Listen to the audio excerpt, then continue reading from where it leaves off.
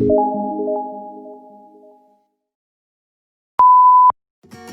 teman-teman, aku Devi, mahasiswi Ilmu Komunikasi Universitas Atmajaya Yogyakarta. Di video kali ini, aku membahas 3 hal mengenai salah satu teori yang terdapat dalam ilmu komunikasi.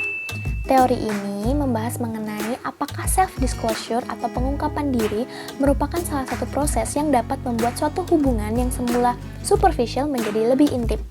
Nah, teori ini disebut teori penetrasi sosial atau social penetration theory. 3 hal tersebut, yang pertama, siapa pencetus dari teori penetrasi sosial ini? Yang kedua, penjelasan mengenai teori penetrasi sosial.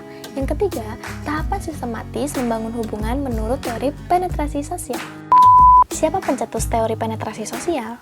Pencetus teori penetrasi sosial yang pertama, Erwin Altman. Beliau merupakan seorang profesor di bidang psikologis. Dan rekannya, Dalmas A. Taylor. Ini juga merupakan profesor di bidang psikologis.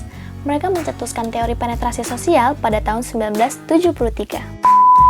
Oke, kita masuk ke penjelasan teori penetrasi sosial. Teori penetrasi sosial merupakan ikatan yang menggerakkan sebuah hubungan yang semula superficial menjadi lebih intim. Nah, teori ini berfokus pada hubungan interpersonal yang dinamis dan dapat berkembang. Yang semula tidak intim menjadi lebih intim. Nah, menurut Altman dan Taylor, keintiman itu tidak selalu berfokus pada hubungan fisik, melainkan intelektual dan emosional. Untuk itu, ketika kita hendak membangun sebuah hubungan, ada baiknya kita menerapkan self-disclosure atau pengungkapan diri.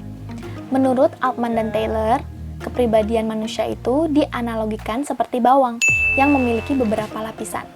Untuk mencapai intinya, kita harus membuka lapisan pertama, lapisan kedua. Begitu juga dengan membangun hubungan dengan seseorang.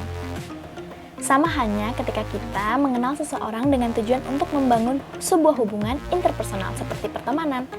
Nah, kita harus membuka lapisan pertama, yakni berkenalan, hingga akhirnya kita mencapai titik di mana kita menjadi teman atau bahkan seorang sahabat. Oke, kita masuk ke tahapan sistematis membangun hubungan menurut teori penetrasi sosial. Ada 4 tahapan. Yang pertama, orientasi. Di tahapan orientasi, saya misalkan kalian nih, para camaba, kalian akan mencari teman baru. Nah, di tahapan orientasi ini, kalian cenderung tidak menimbulkan konflik. Kalian hanya bertanya pertanyaan mendasar ke teman baru kalian. Misalnya seperti nama, asal, tempat tinggal, dan cenderung masih tertutup. Baik, kita masuk ke tahapan kedua, yakni pertukaran penjajakan afektif, di mana di tahap ini kalian mulai terbuka dan cenderung natural.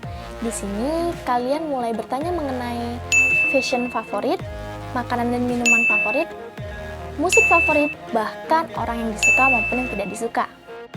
Oke, masuk tahapan yang ketiga, yakni tahapan pertukaran afektif, di mana pada tahap ini kalian cenderung spontan dan mulai menanyakan hal-hal yang bersifat privasi seperti agama dan bahkan pekerjaan orang tua.